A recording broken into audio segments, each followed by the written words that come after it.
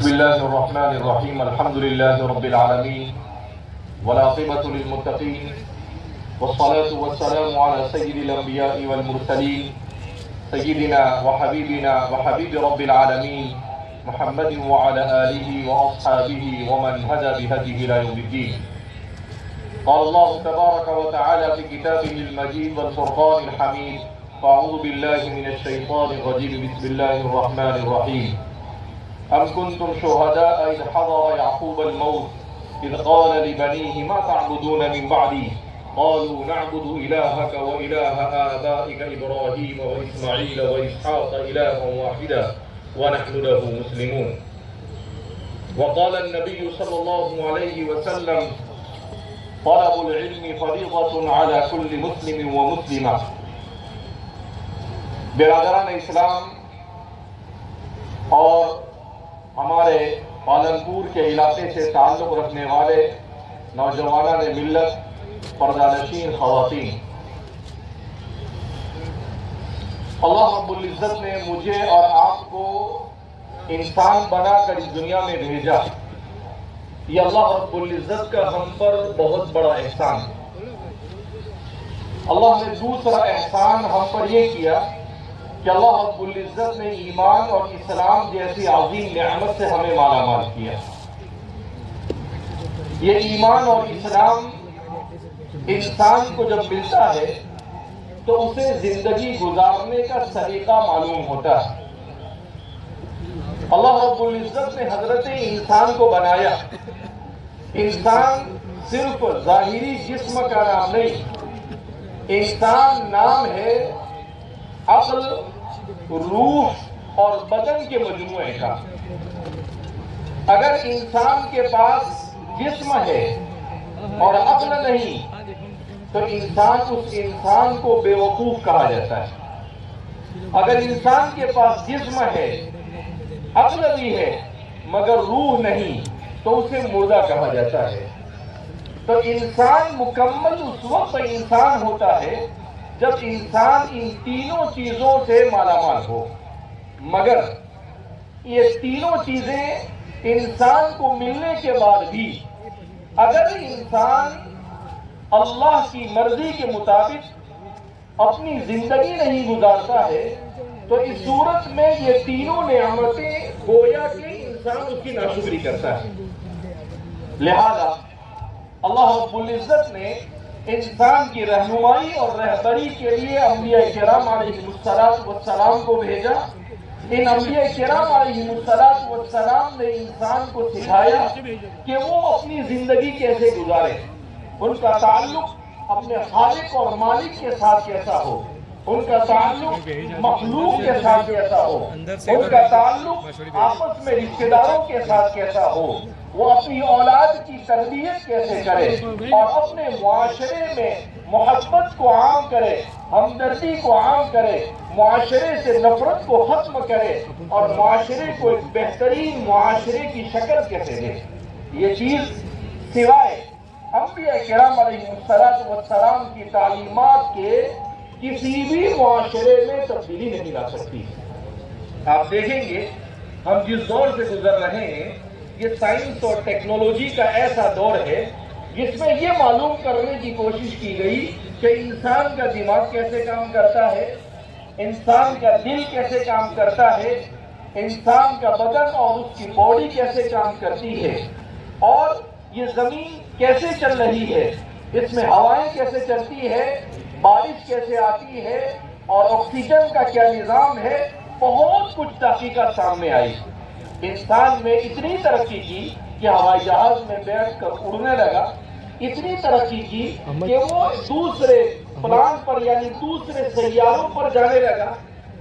لیکن آپ دیکھیں گے اس کے باوجود بھی انسان میں انسان بننے کی صلاحیت نہیں باقی رہی.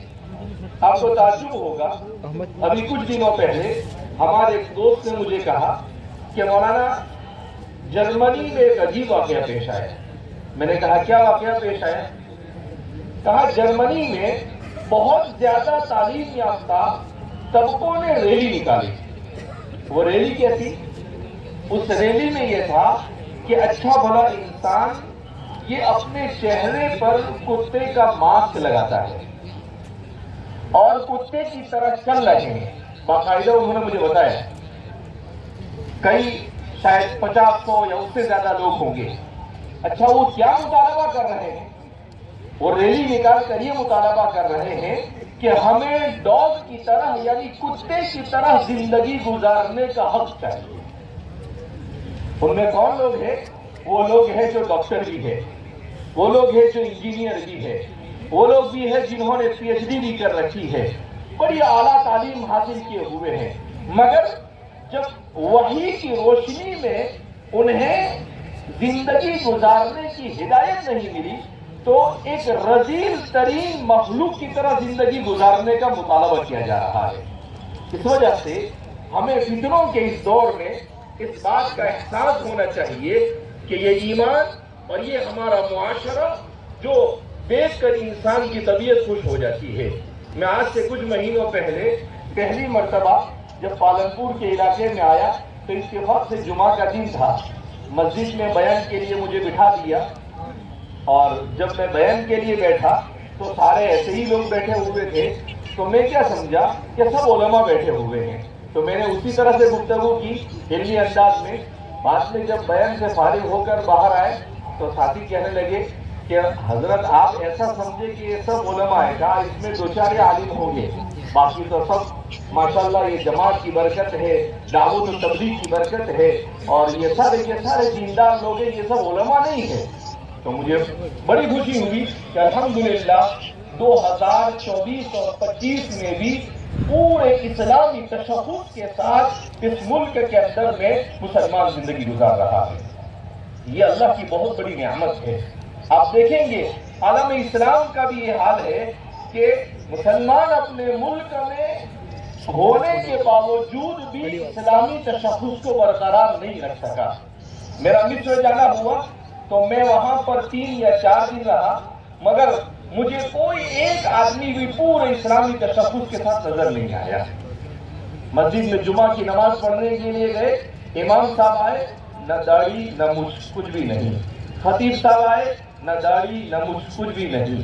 میں نے کہا کہ ہمارے یہاں تو کوئی اگر داڑھی کاٹا ہوا بھی مصلی پر کھڑا ہو گیا تو اس کو پکڑ کر پیچھے کھینچ لیا جاتا ہے کہ بھائی آپ کے پیچھے نماز مکروہ ہوتی ہے، آپ کے پیچھے نماز مکروہ تحریمی ہے، اور یہاں پر تو کوئی اس کا فرق نہیں پڑتا ہے.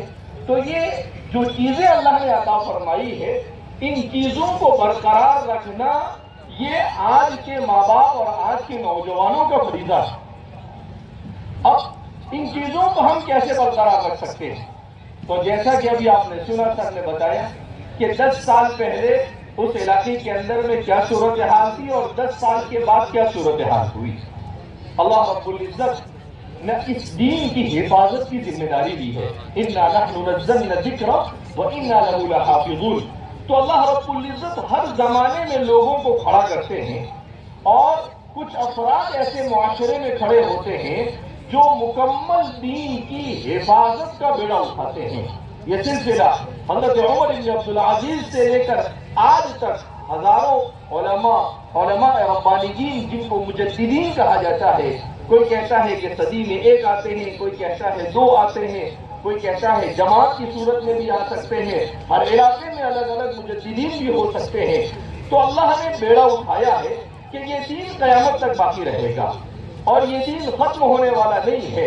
البتہ چونکہ ہم جس دنیا میں رہ رہے ہیں یہ دنیا فتنوں سے بھری ہوئی ہے، اور جب فتنے چاروں طرف منڈلاتے ہیں تو انسان ایک حد تک اس کا مقابلہ کر سکتا ہے، اور ایک حد کے بعد جب وہ ان فتنوں میں مبتلا ہونا شروع ہوتا ہے تو پھر آہستہ آہستہ وہ دین سے دور ہوتا چلا جاتا ہے. کیوں کہ انسان ہمیشہ ایک ہی حالت میں رہے یہ ضروری نہیں ہے، کبھی بھی کچھ بھی ہو سکتا ہے. لہذا اس بنا پر ہمارے لیے سب سے بڑا چیلنج اس زمانے میں کیا ہے؟ ہمارا سب سے بڑا چیلنج یہ ہے کہ ہمارا اور ہماری موجودہ اور آئندہ آنے والی نسلوں کے ایمان کو کیسے بچایا جائے. اس لیے کہ یہ آسان نہیں ہے. میں اور آپ اچھی طرح سمجھ سکتے ہیں فتنوں کے اس دور میں کہ یہ آسان کام نہیں ہے. آپ دیکھتے ہیں اللہ کے رسول صلی اللہ علیہ وسلم نے ارشاد فرمایا یصبح الرجل مؤمنا ویمسی کافرا، ایک زمانہ ایسا آئے گا کہ صبح میں آدمی مومن ہے اور شام ہوتے ہوتے کفر کی وادی میں بھٹک جائے گا۔ ایک زمانہ ایسا آئے گا، حضور فرماتے ہیں آدمی شام کو مومن ہوگا اور صبح ہونے سے پہلے کافر بن جائے گا، وہ ایمان اور اسلام سے خارج ہو جائے گا۔ جب اس حدیث کو بخاری میں پڑھا رہا تھا تو مجھے تعجب ہوا، میں سوچنے لگا کہ نیند کی حالت میں اور سوتے سوتے آدمی ایمان سے کیسے نکل جائے گا؟ لیکن جب میں نے غور کیا تو اللہ رب العزت نے عجیب نقطہ ذہن میں ڈالا۔ ذہن میں یہ آیا کہ آدمی موبائل دیکھتا ہے اور موبائل کے اندر میں کوئی ایسی غلط چیز دیکھ لے کہ اس چیز کو دیکھنے کے بعد اس کا ایمان ڈگمگا جائے، اور ایمان اور اسلام کی کسی چیز کے بارے میں اسے شک اور شبہ ہو جائے، تو ظاہر سی بات ہے شک اور شبے کا ہونا آدمی کو ایمان سے کیا کر دیتا ہے؟ خارج کر دیتا ہے۔ تو وہی اپنے بستر پر پڑے پڑے بھی ایمان سے کیا ہو جاتے ہیں؟ لوگ خارج ہو جاتے ہیں، مگر انہیں پتہ بھی نہیں چلتا ہے کہ وہ ایمان سے خارج ہو گئے یا نہیں ہوئے۔ تو یہ بڑا پرخطر دور ہے۔ اس پرخطر دور میں ہمیں اپنے بچوں کو ان کے ایمان بھی بچانا ہے اور ساتھ ساتھ میں انہیں تعلیم سے بھی آراستہ کرنا ہے۔ تو اب اس بیلنس کو لے کر ہم آگے کیسے بڑھیں کہ ہمارا ایمان بھی بچ جائے اور ہم اپنے بچوں کو تعلیم سے بھی آراستہ کریں؟ ہم ایسے ہسپتال قائم کریں جہاں پر مکمل طور پر شریعت کے احکام کی رعایت کرتے ہوئے علاج کیا جائے، ورنہ اس میدان میں بھی بہت سارے چیلنجز ہیں۔ ظاہر سی بات ہے اس کا ایک ہی حل ہے کہ ہمارے اپنے ادارے ہوں اور ان اداروں کے اندر میں علماء کی نگرانی میں ان اداروں میں مکمل طور پر شریعت کے حدود میں رہ کر اور ملک کے قوانین کو سامنے رکھ کر اس طرح سے تعلیم و تربیت کو اجاگر کیا جائے اور اس کا انتظام کیا جائے کہ ہمارے بچے تعلیم بھی حاصل کر لیں اور وہ ایمان سے محروم بھی نہ ہونے پائے۔ اس لیے کہ تعلیم کے بغیر اس دنیا کے اندر میں آپ کچھ نہیں کر سکتے۔ آج ہر چیز سافٹ ویئر پر ہوتی ہے۔ اگر آپ اچھا تعلیم بننا چاہتے ہیں تب بھی تعلیم ضروری ہے۔ اگر آپ اچھا ایگریکلچر یعنی اچھے طور پر کھیتی کرنا چاہتے ہیں تب بھی تعلیم ضروری ہے۔ تو تعلیم کے بغیر چارے کار نہیں۔ ہر آدمی کو انگلش بھی سیکھنی پڑتی ہے، کمپیوٹر بھی سیکھنا پڑتا ہے۔ لہذا اس بنا پر ہمارے لیے یہ ضروری ہے کہ ہم اپنے ان بننے والے اداروں کو مضبوط کریں۔ حضرت مولانا عبد الکریم صاحب فارغ ہمارے ہندوستان کے حضرت مولانا علی میاں ندوی کے پروردہ تھے، قرآن کریم کے ترجمے سے ان کو بڑی دلچسپی تھی۔ ان کا ایک عجیب قصہ میں نے سنا۔ ان کے صاحبزادے نے کسی پروگرام میں تھے، ساتھ میں انہوں نے سنایا۔ انہوں نے کہا کہ ہمارے والد صاحب فرماتے ہیں کہ آج سے 30-40 سال پہلے ہمارے گھر میں ایک عورت کام کرنے کے لیے آتی تھی اور وہ روزانہ آتی تھی اور اس کے ہاتھ میں پیپر ہوتا تھا، نیوز پیپر۔ مولانا دیکھتے تھے۔ ایک دن انہوں نے سوال کیا اس سے کہ بیٹا یہ آپ روزانہ پیپر خرید کے لاتی ہو تو کیا آپ پڑھنا لکھنا جانتی ہو؟ تو اس عورت نے کیا جواب دیا کہ سر میں پڑھنا لکھنا نہیں جانتی ہوں، مجھے پڑھنا نہیں آتا ہے، تو پھر پیپر کیوں لاتی ہو؟ کہا کہ میری قوم کے لوگ نکالتے ہیں، میں 1 روپے کا یہ خریدتی ہوں اور مجھے یہ کہا گیا کہ اس میں سے آدھا روپیہ یعنی 50 پیسے چھاپنے میں خرچ ہوتے ہیں اور 50 پیسے بچوں کی اپنے سماج کے بچوں کی تعلیم کے اوپر خرچ ہوتے ہیں۔ تو میں نے یہ سوچا کہ اگر میرا 50 پیسہ بھی روزانہ لگ جائے اپنے بچوں کے سماج کی تعلیم کی ترقی کے لیے تو یہ مجھ سے جتنا ہو سکتا ہے اتنی گویا کہ میں قربانی دے دیتی ہوں۔ اس وجہ سے اس پیپر کو میں خرید کر لاتی ہوں، اگرچہ شام کو اس کو کوڑادان کے اندر میں اور کچرے کے ڈبے میں پھینک دیتی ہوں، لیکن میں اس لیے خوش ہوں کہ میں اپنے سماج کے لیے جو اپنے سے ہو سکتا ہے وہ کر رہے ہیں۔ تو حضرت فرماتے ہیں کہ میں نے جب ان کی اس بات کو سنا تو مجھے تعجب ہوا کہ دیکھو انہوں نے اپنے سماج کو کیسے سمجھایا کہ تعلیم اتنی ضروری ہے کہ اس تعلیم کے لیے ہمارے سماج کے ہر فرد کو، غریب اور امیر اور متوسط درجے کے ہر آدمی کو آگے آنا چاہیے۔ اس کا نتیجہ کیا ہوا؟ مولانا کے لڑکے خود فرماتے ہیں کہ اس کا نتیجہ یہ ہوا کہ 40 سال کے بعد اس سماج کا 85% بچے یہ تعلیم یافتہ ہو گئے۔ اور تعلیم کا آراستہ ہو گئے اور بڑے بڑے عہدوں کے اندر میں فائز ہو گئے. تو کہا دیکھو 30-40 سال ان کے سماج کے ہر آدمی نے قربانی دی تو ایک نتیجہ یہ سامنے آیا کہ وہ تعلیم سے آراستہ ہو گئے. لہذا اس بنا پر مشائخ فاؤنڈیشن کی طرف سے یہ جو پورا نظام بنایا جا رہا ہے اس کا مقصد یہی ہے کہ ہم علماء کی نگرانی میں عصری تعلیم کا ایسا انتظام کیا جائے کہ ہمارے بچوں کا ایمان بھی بچے اور ایمان کے بچنے کے ساتھ ساتھ میں وہ بہترین قسم کی تعلیم حاصل کرے. یہاں پر میں نے ہمارے مشائخ فاؤنڈیشن کے ذمہ داران مصطفیٰ بھائی اور بلال بھائی اور ان کی احباب سے یہ بھی گزارش کی ہے کہ ایک بہترین مسجد ہونی چاہیے, اس کے ساتھ میں ایک مدرسہ بھی ہونا چاہیے تاکہ ماحول فراہم کیا جائے. ہمارے والد صاحب فرماتے ہیں کہ حضرت قاری صدیق صاحب بانجی رحمۃ اللہ علیہ نے انہیں مشورہ دیا کہ آپ عصری تعلیم دینی ماحول میں شروع کرو. تو والد صاحب نے کہا کہ حضرت مفتی لوگ فتویٰ دینا شروع کر دیں گے کہ بھائی یہ مولوی نئی بدعت کہاں سے اٹھا کے لایا.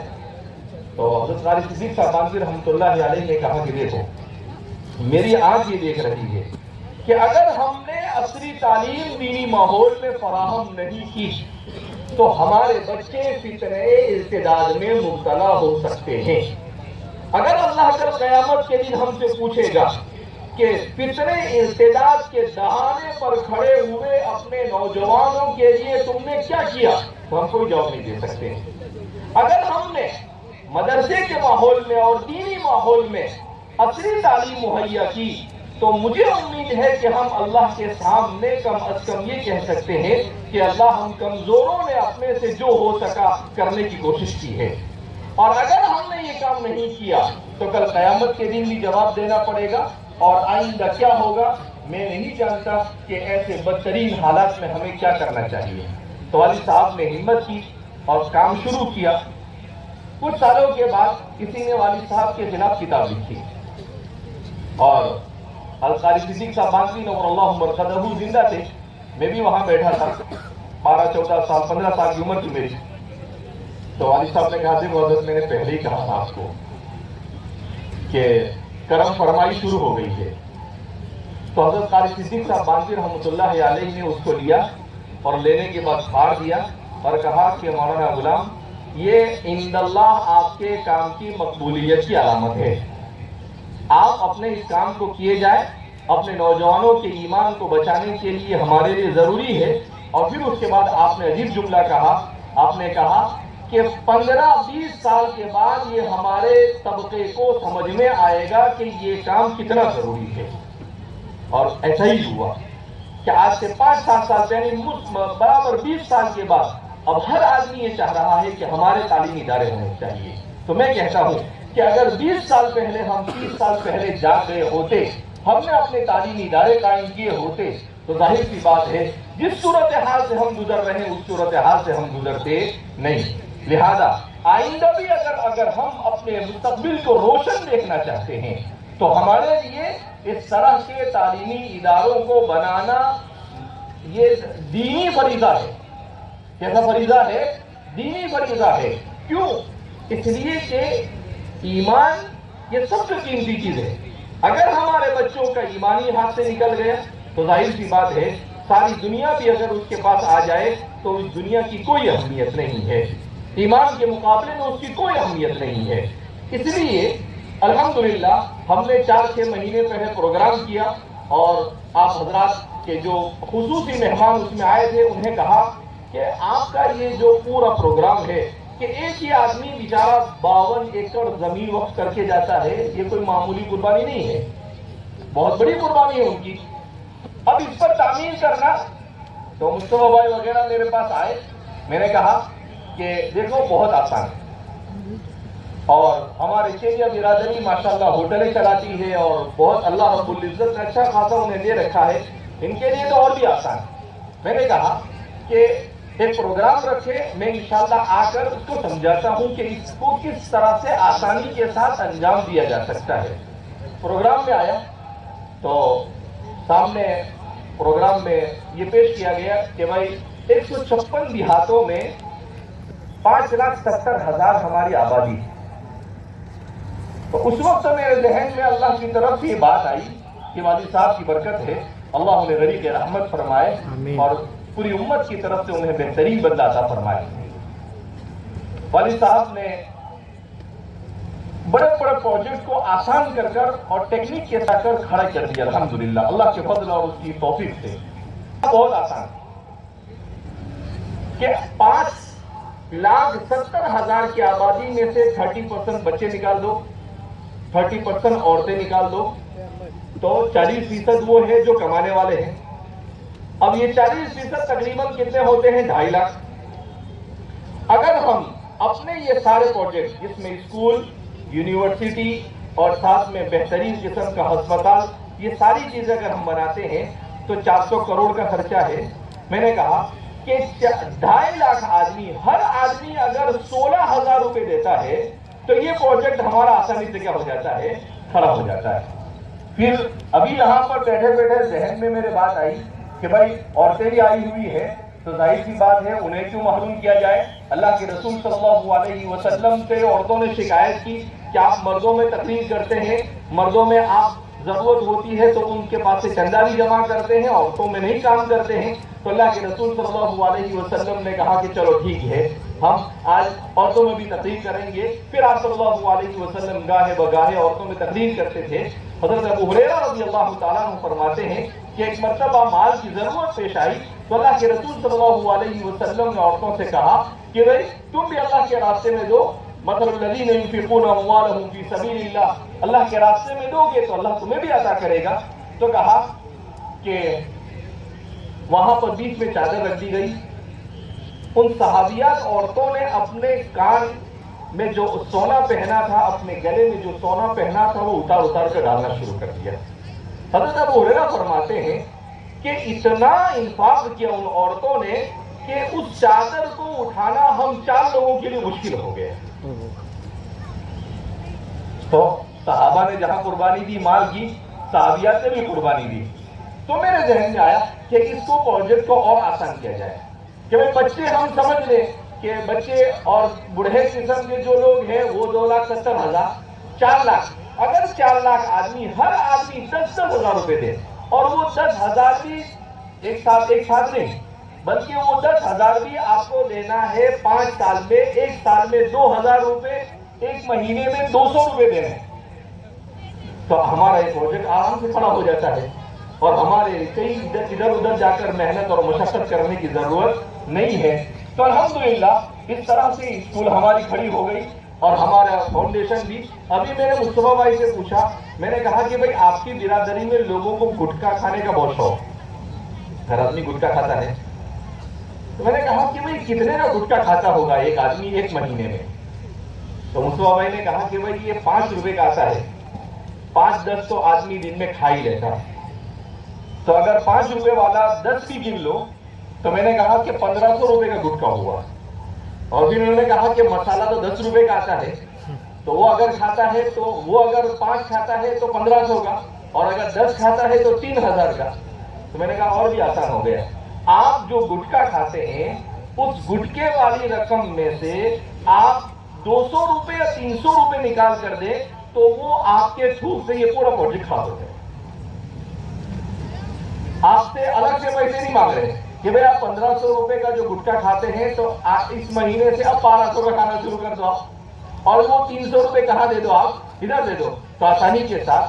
تو اس لیے اپنے بچوں کا ایمان، ہمارا اس ملک کے اندر میں مستقبل، یہ سارے چیلنجز کا مقابلہ کرنا ہمیں اپنی اجتماعیت کے ساتھ ہی اس کا مقابلہ کرنا پڑے گا، ایسے ہم نہیں مقابلہ کر سکتے ہیں۔ الحمدللہ انتم الاعلون ان کنتم مؤمنین، اللہ کا فضل ہے، اس کا احسان ہے، مگر دنیا میں اسباب کا اختیار کرنا بھی کیا ہے؟ ضروری ہے۔ اسی لیے حضرات انبیاء کرام علیہ السلام نے اپنی اولادوں کی ایمان کی فکر کی۔ میں نے قرآن کی جو آیت پڑھی آپ کے سامنے، قرآن صاحب سوال کرتا ہے، کیا کہتا ہے؟ ام کنتم شہداء، کیا تم حاضر تھے اذ حضر یعقوب الموت، جب یعقوب علیہ السلام کو کیا آئی؟ موت قریب آ گئی، موت کا وقت قریب آیا۔ تو اس کے بعد قرآن کہتا ہے اذ قال لبنیہ، انہوں نے اپنے بیٹوں سے کہا ما تعبدون من بعدی، میرے بعد تم کس کی عبادت کرو گے؟ انہوں نے ایسا نہیں کہا کہ میرے بعد ہوٹل کیسے چلاؤ گے، انہوں نے ایسا نہیں کہا کہ میرے بعد دنیا کیسے کماؤ گے، انہوں نے ایسا نہیں کہا کہ میرے بعد زندگی کیسے گزارو گے، ما تعبدون من بعدی، ان کے ایمان کی فکر کی، وہ بھی انبیاء کی اولاد تھی۔ قالوا نعبد الہک و الہ آبائک ابراہیم و اسماعیل و اسحاق الہا واحدا، کہا ہم اپنے آباء و اجداد کے معبود کی، اسماعیل، ابراہیم اور اسحاق سے معبود جو ایک معبود ہے اس کی عبادت کریں گے۔ اس کے بعد حضرت ابراہیم علیہ السلام، حضرت یعقوب علیہ السلام کا انتقال ہو گیا، وہ اس اطمینان کے ساتھ اس دنیا سے گئے کہ الحمدللہ میرے بچوں کا ایمان مضبوط ہے، ان کا ایمان ڈگمگا رہا نہیں ہے۔ تو ہمیں بھی اس کی فکر کرنی ہے، اور اس فکر کے لیے ہم سب کو مل کر اس پروجیکٹ کے اندر میں شریک ہونا ضروری ہے۔ اور انشاءاللہ جیسا کہ ہم آپ دیکھ سکتے ہیں کہ الحمدللہ جامعہ اس وقت ملک میں تقریباً 120 تعلیمی ادارے چلاتا ہے۔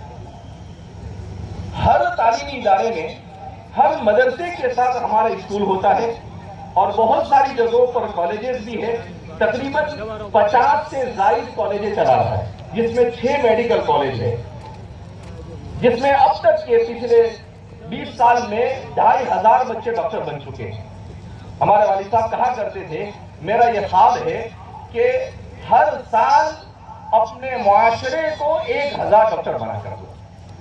ابھی 500 پر ہم پہنچے ہیں، اور اللہ کی ذات سے امید ہے کہ اگلے 5 سال میں اتنی محنت کریں گے کہ والد صاحب کے اس خواب کو بھی پورا کریں گے کہ ہر سال 1000 بچے ڈاکٹر بن کر ہمارے معاشرے کو دینا ہے۔ کیوں؟ اس لیے کہ معاشرے میں بیماریاں پھیل رہی ہے، ان بیماریوں کا علاج جب ایک مسلمان ڈاکٹر خود بن کر کرے گا، دین کے ساتھ، ایمان کے ساتھ کرے گا، تو ظاہر سی بات ہے کہ اس کی نوعیت ہی کچھ الگ ہوگی۔ لہذا ہمارے معاشرے میں انجینئر ہونے چاہیے، ڈاکٹر ہونے چاہیے، ہمارے معاشرے میں اچھے اخلاق۔ جب تک کہ زندگی میں دین نہیں ہوگا اخلاق بہتر نہیں ہو سکتے۔ لہذا اخلاق کو بہتر کرنے کے لیے دین سے وابستگی ضروری ہے، اور اپنے دین کو بچانے کے لیے دنیا کی ضرورت کے علم کو حاصل کرنا بھی ضروری ہے۔ اسی لیے لکھا ہے کہ انسانی معاشرے کو جن چیزوں کی ضرورت ہے ان چیزوں کا علم حاصل کرنا یہ فرض کفایہ ہے۔ امام شامی نے اس کے بارے میں لکھا ہے کہ علم طب یہ فرض کفایہ ہے۔ ہمارے زمانے میں گھروں کے بنانے کے لیے انجینئروں کا کچھ ہونا یہ بھی فرض کفایہ ہے۔ ہمارے زمانے میں جتنی انسانی معاشرے کی ضرورت ہے ان تمام معاشرے کی ضرورت کو پورا کرنے کے لیے ایک طبقے کا ایسا ہونا ضروری ہے جو علم سے آراستہ ہو۔